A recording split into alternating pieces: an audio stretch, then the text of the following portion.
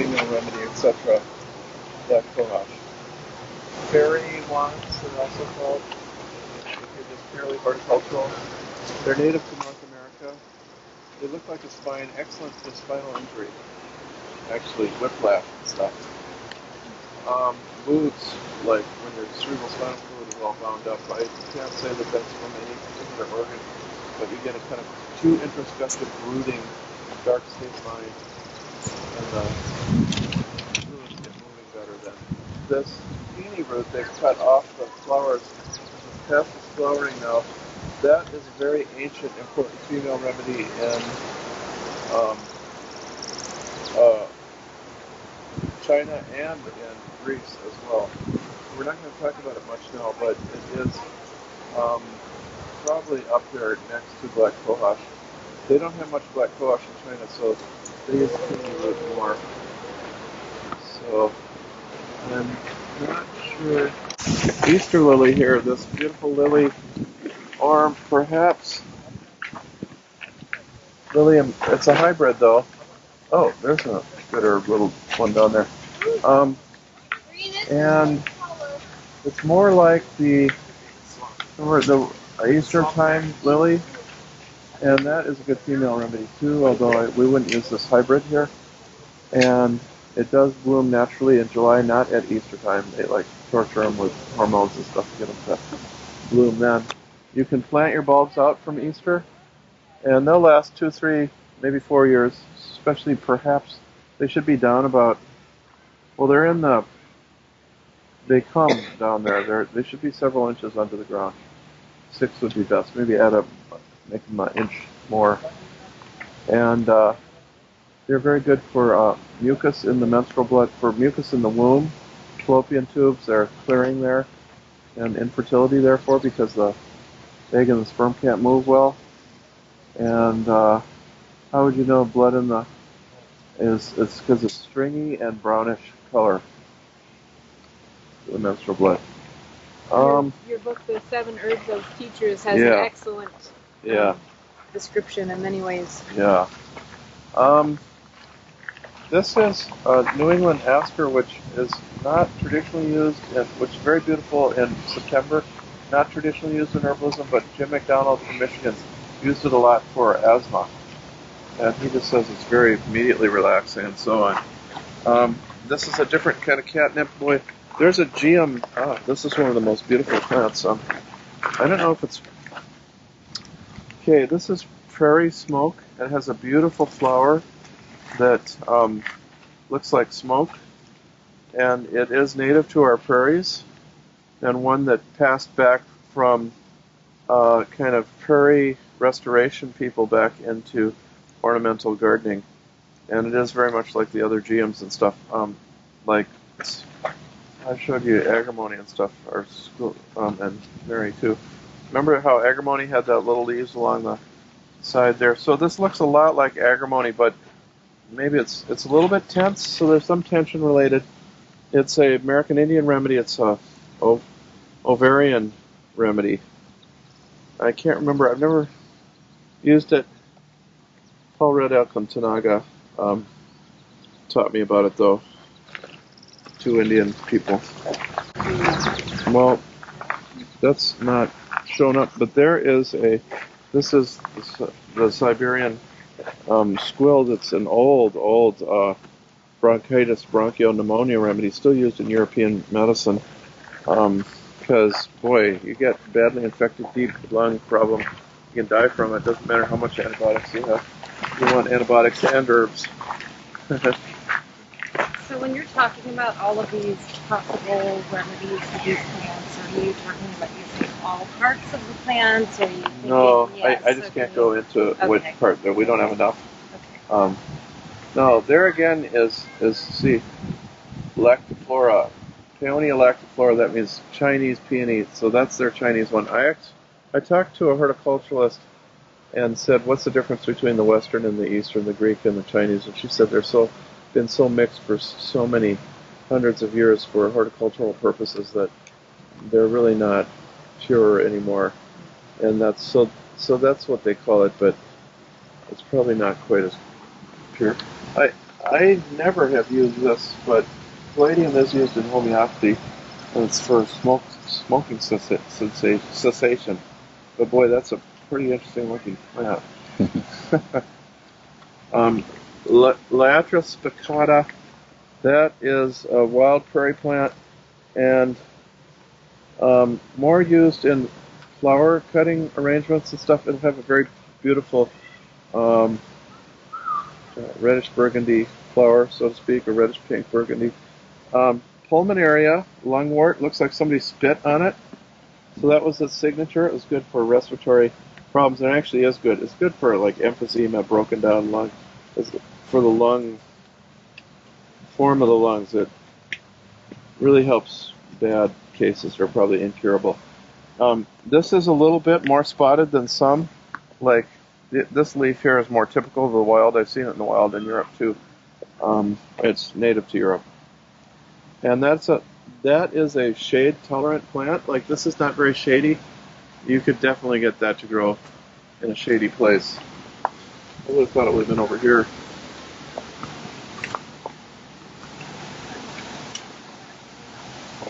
Well, there's a peony they didn't even identify by. Yeah.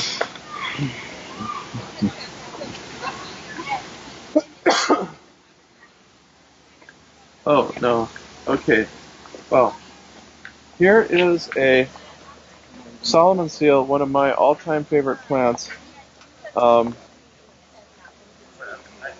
It's native to North America, Polygonatum multiflorum, multiflowers. But this, I've never seen this. This is probably a naturally occurring variegated species. You see some non-variegated that reverted to the wild form because it's healthier for them.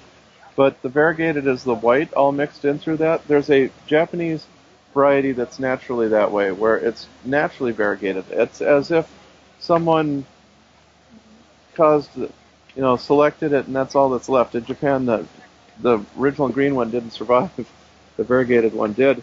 And that the root rhizome is used. Excellent, excellent. Very important back and muscle, and you've used it, yeah, and tendon remedy. Yeah, and it has some Lyme attributions. Not that it doesn't kill a Lyme. This is where you don't kill Lyme disease, but it helps with the damage from long-term. Yeah, the roots look knotted, and Yeah. it's a cool plant. Yeah. I've never seen it look like this. No, this is exceptional. I saw another Solomon seal wandering around. There's a hydrangea, Endless Summer. That is the famous hydrangea that is kind of a selection discovered recently that does very well in Minnesota ornamentally. I don't know, it doesn't grow wild or anything, but that macrophylla, yeah, Palmer, they discovered that. That's what patented there. It was a sport or mutation.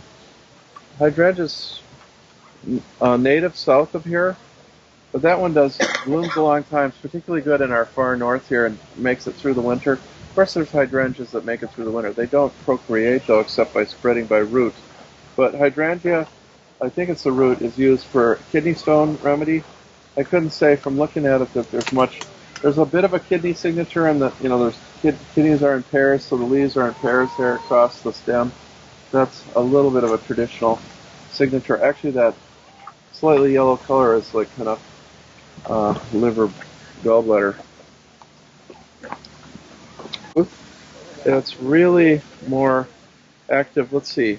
That's maybe not the native one. I'm not sure. Maybe, but not the big one. But you can eat. You slice that open. People eat it out in the desert and stuff, and places survival food. But also the little excuse me, the little under the flowers there, that little thing there.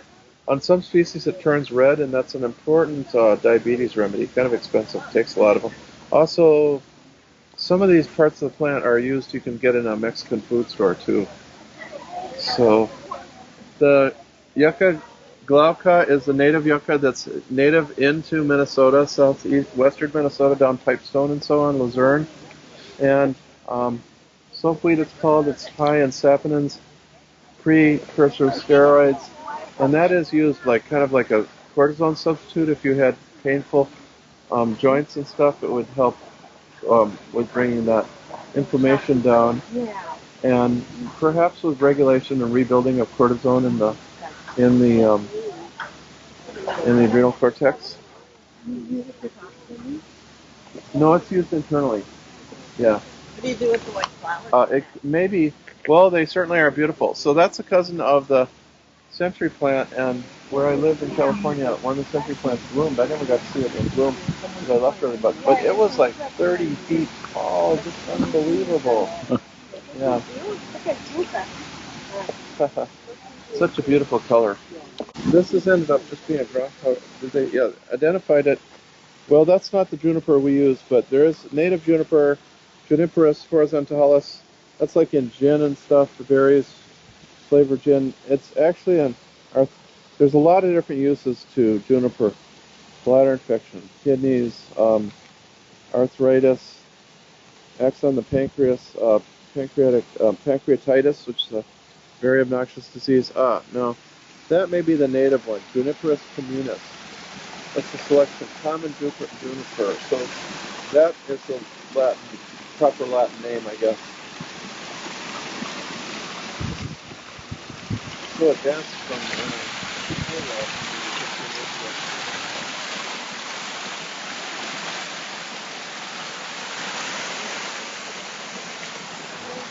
Specifically in herb. of Europe, like Italian hillsides and things, you can imagine it. And that was used for, I can't remember, in childbirth. I can't remember what aspect, but it was a pretty important remedy. And the name, it was so important, it's ended up becoming, see, that's related to like Jennifer there. The name Jennifer would be the Italian. And that's really important in kind of folk culture as well as a herb in Europe. It's a little bit toxic though. Here we have in the middle of the walk a beautiful ginkgo. Yes. Oh, I love ginkgo. They got those in San Francisco. Now, apparently, someone was telling me recently, the house I was in, so this almost became extinct. And the reason in China it almost became extinct is it's said to be the herb of immortality. And so everybody wanted it. And the Buddhists finally, when it got to be just the last little places where it was left, they enclosed them and built temples around them and started planting them and saved the species. So otherwise it would be extinct. Very, very ancient tree found in the fossil record and used for circulation to the brain. This is finally the kitchen herb garden.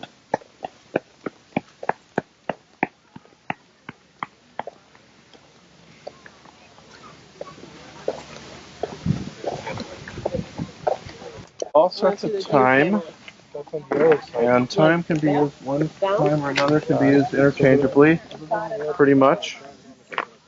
So we've been taught there is an official thyme, but some herbalists use, this is the vervain, this is from South America, but it's naturalized in the American South, and it is used instead of the blue vervain that I use.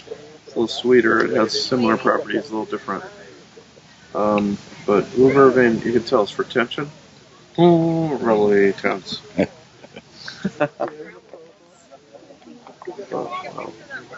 What are the Legos used for? Yeah, right. Cool birds, I guess. Right. I hope none of them actually go there. Oregano, that will go wild in Minnesota. Reproduce, get established. It's at my old farm, there's tons of it.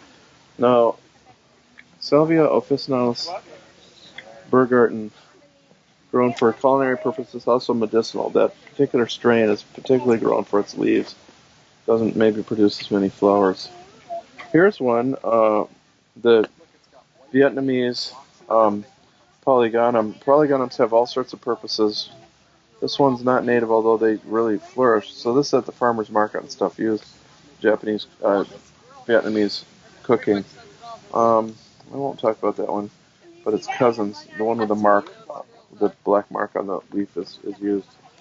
That's borage, which is a cousin of the comfrey in the comfrey family, and is cooling and nervine. It's very good for very persecuted nervous problems. Feels really run down, exhausted from a long-term persecuted situation. Salad Burnet, another cooling remedy, but more by the taste. Tastes like cucumber. That's culinary herb indeed. Oh, there's horseradish, very hot remedy. Wow, big. Of course, used to blow the snot out of your nose if you're getting a head cold. Used in macrobiotic and Chinese. Herbalism perhaps a little bit more than in the West, but used in both places. And sweet marjoram doesn't grow that well in Minnesota, but you can grow it, but just doesn't flourish. That's kind of typical. Very sweet, very different from the other oregano. It softens meat, I know that. It's very sweet and does have some effects. Let's see. Anise hyssop with the beautiful purple flowers. That's native on our prairies. Very sweet tasting. It's not so much a medicinal plant. Like they have it here in the culinary garden. Maybe you could cut off some leaves and put it in an iced tea or something. It probably has a lot more potential. Could be used for culinary uses, but is not yet that much. So they're putting in speculative ones too. Satyraja, the summer savory and the winter savory. I don't know if there is winter savory here, but they are old European medicinal plants. I don't know how they're used in the mint family. Fennel, feniculum, the fennel seeds are used. That's a nice variety, but usually that's what is grown. California grows wild all over the place near the coast. Europe too, it's native to Europe. Seeds gets rid of the gas, spasm, tension in the guts. Very mild though. It's not a real strong. And used very similar is the dill, and pretty much used the same way. As long as there's a lot of difference. Let's see. So basil, of course, used in cooking. It helps with the breakdown of lipophilic toxins, so it's a detoxifier. It looks kind of like a detoxifier there. And that purple, even the little one has some purple in it. And I'm not an expert with it, but it's tremendously done now. The holy basil is used a great deal now. Okay, this is the Visticum officinalis, lovage, which tastes a lot like celery, and if you were really a fanatic that you like celery leaf, tastes like celery leaves. If you really like the taste of celery leaves, you will like that plant. It is used some in stews. It's very salty. Boy, it sure looks like the poisonous parsnip. Yeah, scary. Yeah. You would not find this in the wild, but you definitely want to know. Even this one looks slightly like the wild parsnip. You definitely want to know that plant before. I mean, if you were to find this in some unusual place, it's more likely to be the wild parsnip. Right.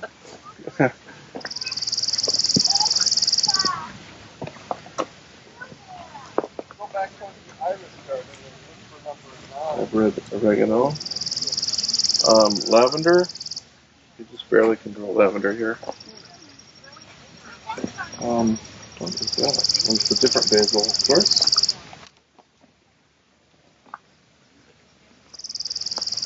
Winter savory. They have slightly. They're both saturations, and they have slightly different, or maybe major different properties. I don't really know them well, but they do have properties. They act on the adrenals and have some deep properties. There's the fennel that's usually, that's not as ornamental. That's not bronze. That's the way it looks when it's grown for seed and so on. Or flavoring. You've had fennel maybe as salmon, fish. There's official sage Salvia officinalis related, like that bird garden. That might have been a better. Well, that's pretty big, nice leaves there.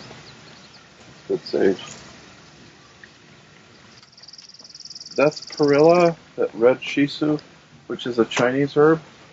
That can actually preserve. It's something like 1,000 times more preservative than alcohol. That's some ridiculous amount. Some people have used it as a herbal preservative. It seems unbelievable. It's a head cold remedy. I can't remember much about it, but it's quite dramatic. There's also green shishu. They may be the same shishu. They may be the same species, closely related, at least. Oh, there is a cool basil. Since we're back to basils, can I ask a quick question? Yeah. Uh-huh. So you commented that holy basil is used a lot more, and I've seen it in a lot of formulas as an adaptogen.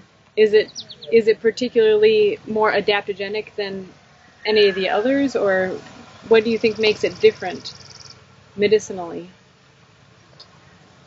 Well, it's valued more highly in Indian herbal medicine, so than the basil. So that's been taken over. People think, oh, it must be more valuable. We all in the West only had the basil, but I think there's a lot of properties in common. Maybe it's more, maybe it's just that it's holy or something. There's some very ancient things about this plant. Holy basil, ours is basilicon, that's like a dragon. And the name for a king in Greece is Basileus, Basil. So, basilicon, so it has some sort of ancient importance, both the holy and we could call it that, the royal. So, I don't know what that's all about. I've seen a book about it, but you kind of detect it in the names and things. So, Just so you know, Matthew, it's 318. oh, okay. Garlic. This is the sorrel, garden sorrel. Sorrel, it's usually more green. That's a nice selection. It's very astringent and very sour. Sorrel. The field sorrel, acetosella, with the little leaves, that's used in herbal medicine more. It tastes almost exactly like it. Used for what? Cooling, because it's so sour. Sour things are usually cooling, sedative. Okay, the nasturtium people eat. I don't know. Do you know about that one? Other than you can put them on pretty salads and Yeah, make right. pretty salads for them? And eat them. It tastes really peppery. Okay. Yeah. Maybe they are liver, but no, that's watercress. That's a little different. Let's see. Let's keep going around this. Pelvic floor supporter, astringent, old wound remedy as well. Maybe uterine pain and bleeding, and because it's got aspirin-like compounds in it. Really good border, as they always say. Very conventional planting here.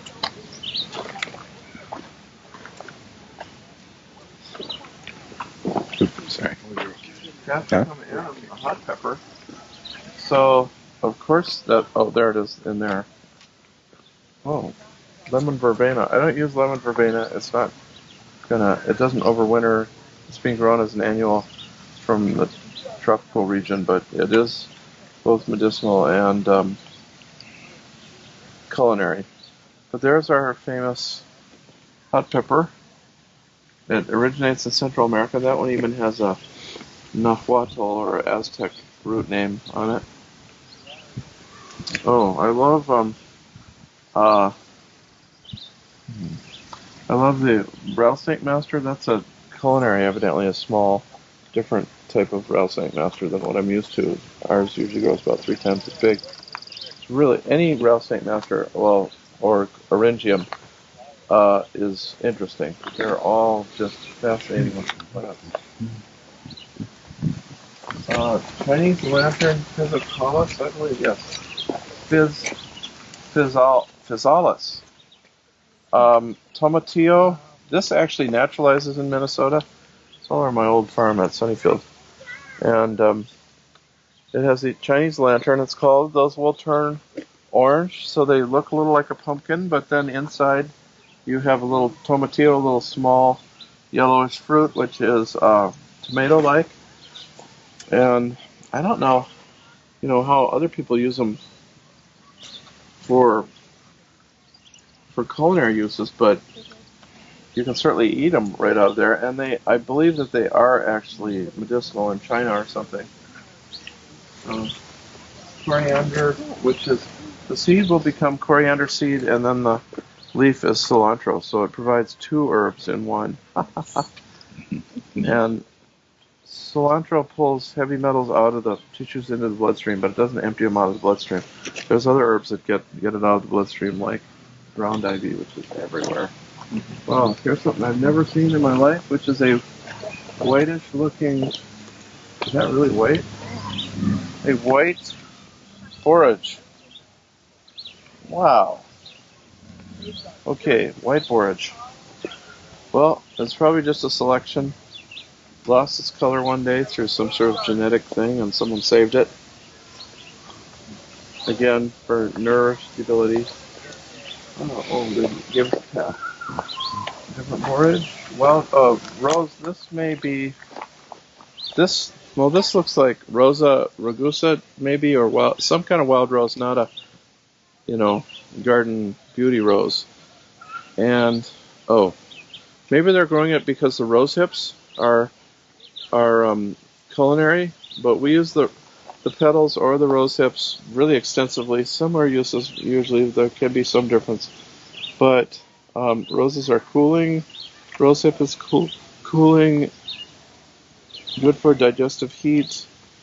They are used for heat in the female vaginitis and things like that, but they would be in that when the sedative is needed. All around the world, rose grows and is valued. So. Is that a native China, a rose? It's real hard to tell. They didn't stake it, so I can't figure out which rose it is. Oh.